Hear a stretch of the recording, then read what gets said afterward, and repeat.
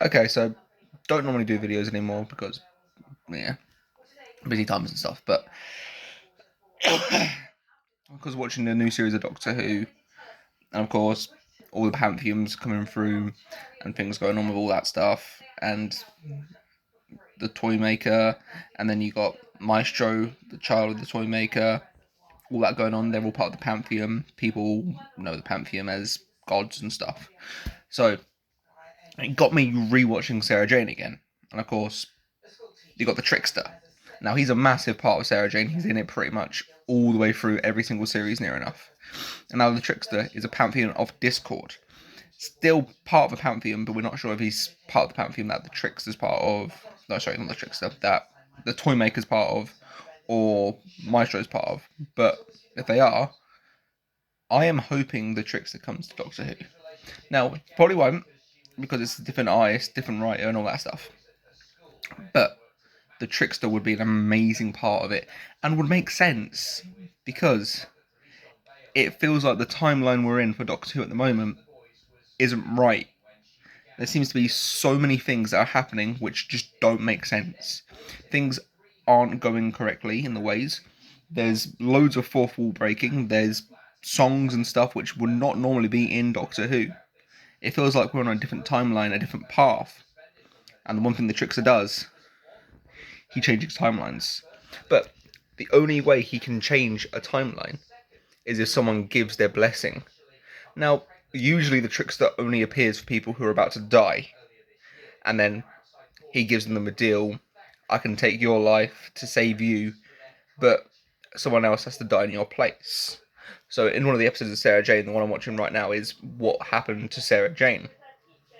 Now, pretty much what happened is Sarah Jane and her friend were in a pier, and one of them was about to die. Sarah Jane was alive, tried to help the friend, but couldn't pull her up. So the trickster says to the deal, "You don't have to die here. You could live your life just as normal and forever.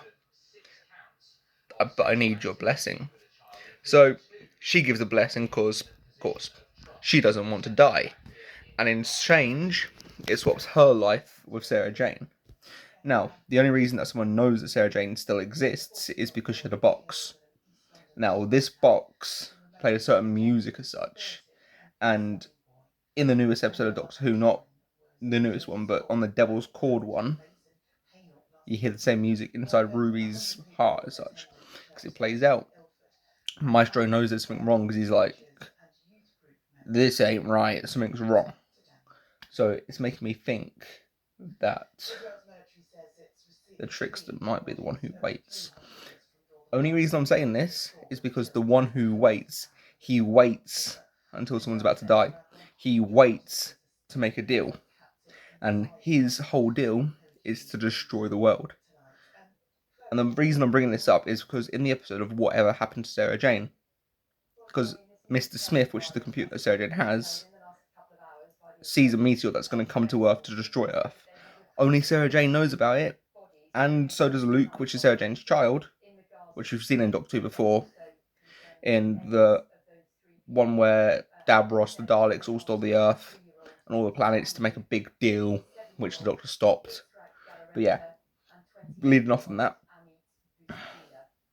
they only see it. And then the Tricksters made a deal to sort their places, and because Sarah Jane doesn't exist, she's gone. No one's going to be able to stop it, which then will destroy the Earth. And then the Trickster gets what he wants. He can feed off the energy. Maybe that's what he's doing at the moment. He's feeding off the energy that's been lost. Or he's feeding off of the new timeline to get more powerful. It's just a thought. But it could work.